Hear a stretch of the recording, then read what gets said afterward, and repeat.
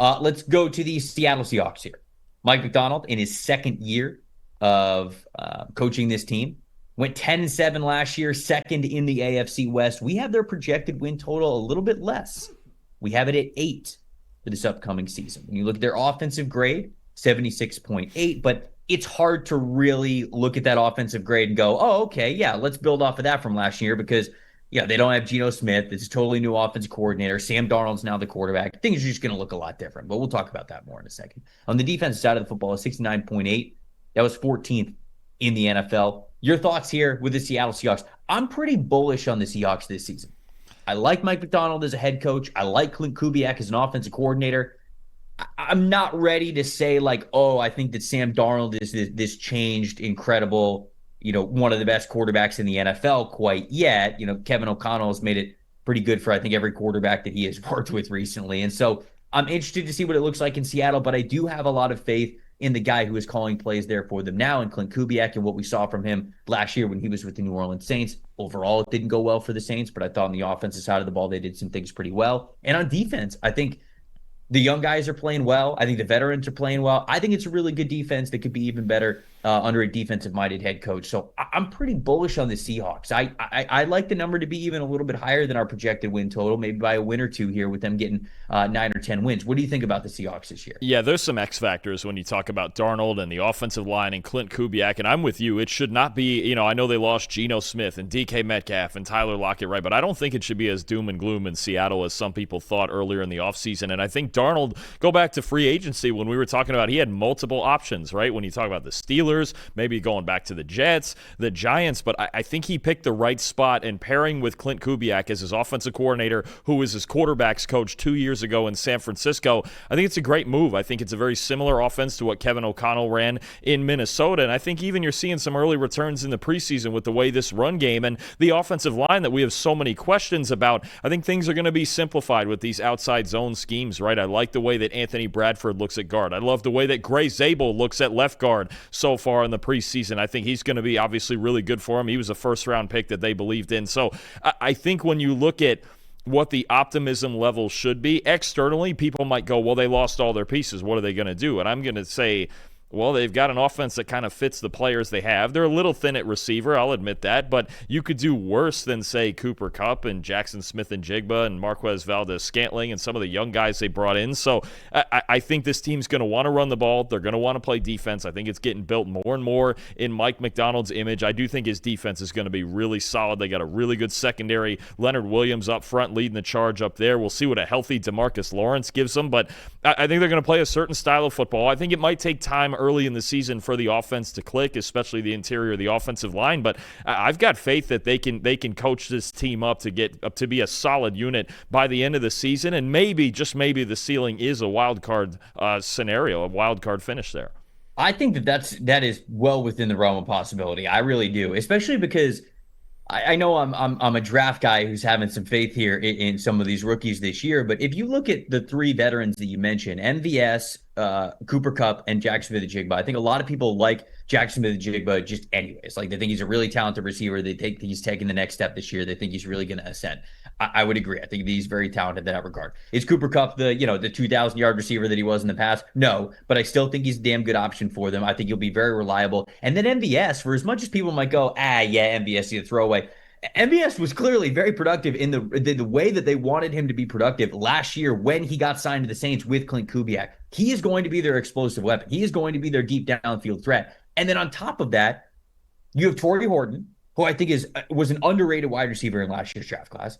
You throw in Elijah Arroyo at the tight end spot. So I like Elijah Arroyo and what he could be as a receiving tight end. And then I even like Ricky White III too. I felt like he was going to be a day 3 pick, but he is somebody who I like at the bottom of this roster. You've got Derek Young, you've got Jake Bobo as well. It's to me, I think the Seahawks wide receiver core is better than than people who are just looking at the names on paper are giving it credit for. I think it's going to be a good unit, especially when you rope in the talent that they have at running back as well.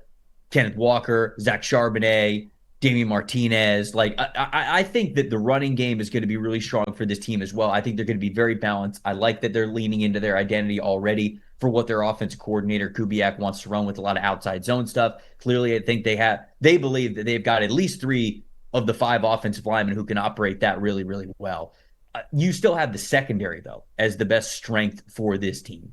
Secondary of Reek Woolen, Devon Witherspoon, Kobe Bryant, Julian Love. Now we're adding Nicky Manwari to the mix. They've got Shaq Griffin as well. Josh Jobe is one of their other outside starting corners. And I think this is an aggressive, fast, just athletic overall secondary that they have here. So you seem to be pretty bullish on this unit. Yeah, absolutely. I think their ability to cover, especially outside at corner, and I think Devon Witherspoon's an absolute superstar. To me, he's the guy that makes all of this go. His ability to play on the outside in a base defense with him and Woolen as the 2 corners, his ability in nickel to go in and play the slot and even, just be that third run defender with the level of aggression that he plays with. I think you've got 2 really fun Swiss Army knives in Witherspoon and now Nicky Manwari coming in, right? With Julian Love as the free safety, Manwari can play around down in the box, right? He can also serve as that extra linebacker in run defense. We know he can play down closer to the line of scrimmage, and he's a freak athlete, right? I think the more that they can avoid having him as a deep center fielder, that's better, but they have Julian Love for that. I just think it's a really both talented and versatile secondary with a lot of different pieces that can go in different places that they're going to be solid back there. I'm telling you right now, I think at linebacker, they're okay with Ernest Jones and Tyrese Knight, but the fact that they have all these talented players behind them makes their lives a lot easier. I like this secondary a lot. It's one of the more underrated units of football. I like their secondary, especially when we pair it with the front that they have. Leonard Williams was amazing last year. I mean, he had a career year in a lot of different categories and PFF grades that we had for him. They're bringing in DeMarcus Lawrence. I think Byron Murphy II is going to take that next step this year, and he's going to be even better and even more impactful. Jerron Reed, they've got Riley Mills as well, Derek Hall, Mike Morris.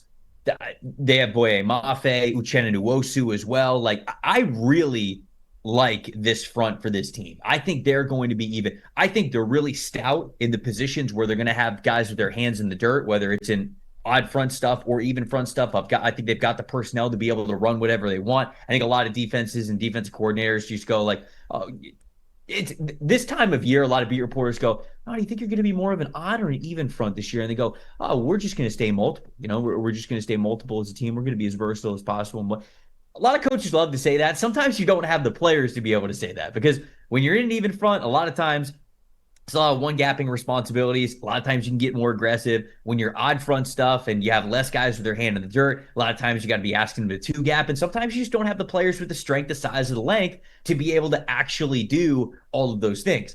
I actually think that Seattle does. I think that Seattle has one of the more versatile defensive lines in the NFL to run whatever Mike Macdonald wants them to run up front, to make it advantageous for them, the secondary, to get as aggressive as they want with all of those athletes that they have there. So to me, when I look at this defense, are there other star-studded defenses around the NFL who, okay, maybe you take their star power here or there? Yeah, of course. But I think as a cohesive unit, I actually really love the picture that is painted of what this unit can be together in Seattle. And again, that's why I feel like I am higher on the Seahawks this year than most people, because when you look at it on paper, you go, yeah, okay, it'll be a solid team. But I can actually look at the coordinators and the defensive schemes and what I think they're going to want to do.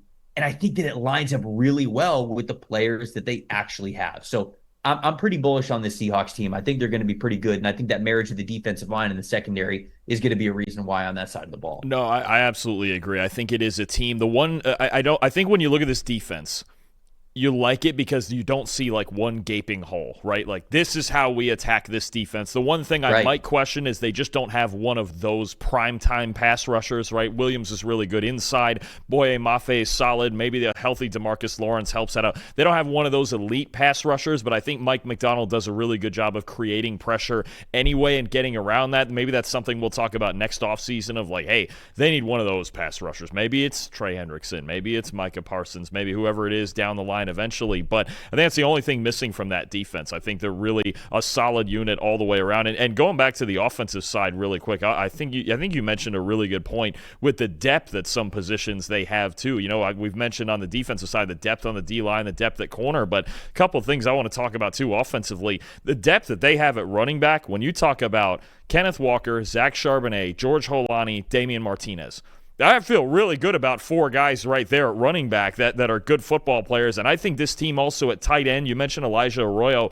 I think they got 2 really good tight ends. Think about this. They felt good enough about these 2 guys, Elijah Arroyo and A.J. Barner at tight end, that they let Noah Fant go. They cut him, and he's in Cincinnati now.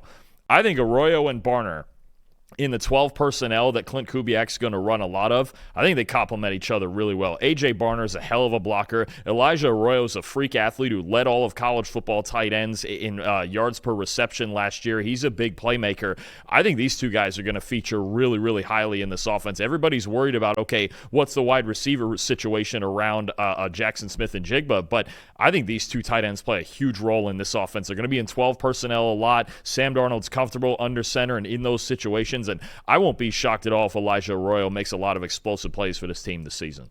It's just a team that you feel like you could see it coming together very well. I think really no matter what unit you look at, again, does it have the star power over the teams? No, but I really do think that this could be a really good cohesive unit, and the Seahawks can win double-digit games this season. The season-long bet that Ben Lindsay has that he likes the most. Kenneth Walker, most rushing yards in the NFC West, plus 600 over at DraftKings. This is very interesting. So this is what Ben says about it. With Clint Kubiak coming over as offensive coordinator, there should be an added emphasis onto the run game in 2025. It was only preseason, but Seattle ran for over 250 yards in their second preseason game.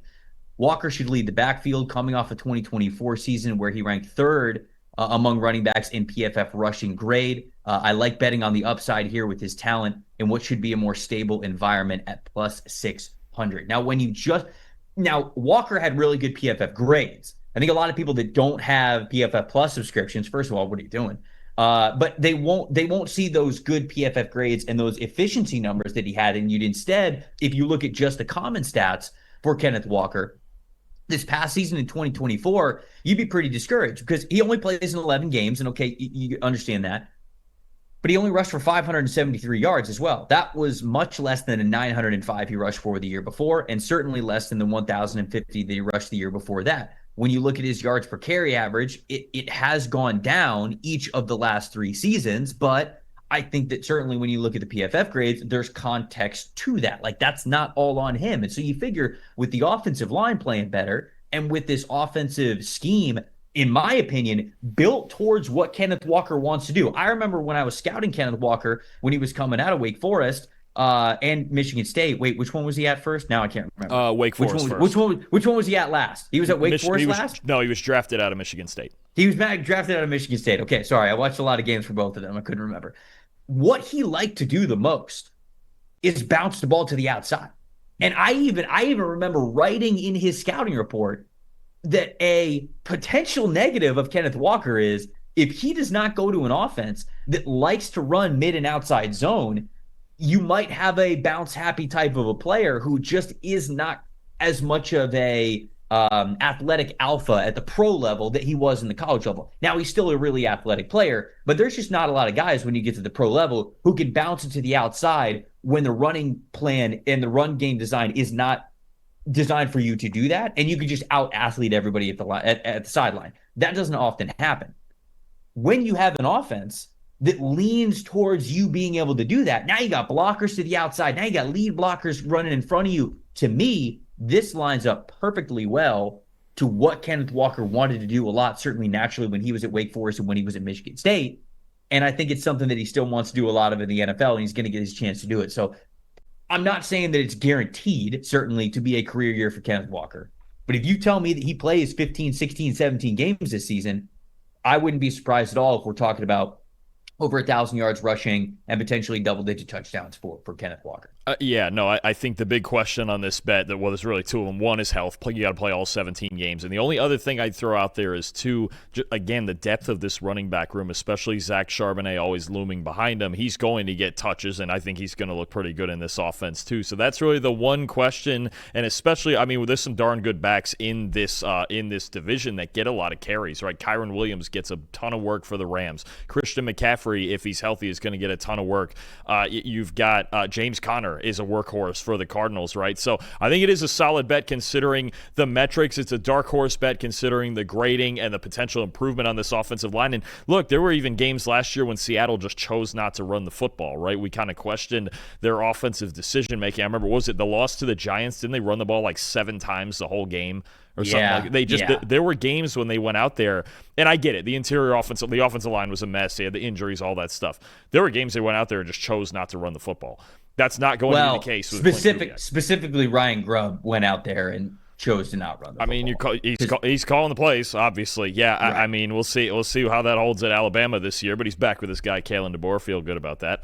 Check out our playoff prediction episode on the College Show today. But I think when you look at this offense and what they want to be, Sam Darnold, you want to run the ball, play action, 5th best play action passing grade in the NFL, deep passing grade. He was one of the best in the NFL last year. Those are the 3 things Clint Kubiak wants to do. It matches up with Sam Darnold. It matches up with the hopeful improvement of this offensive line, and it matches up with the production of Kenneth Walker and all of these backs that are going to get carries in this offense.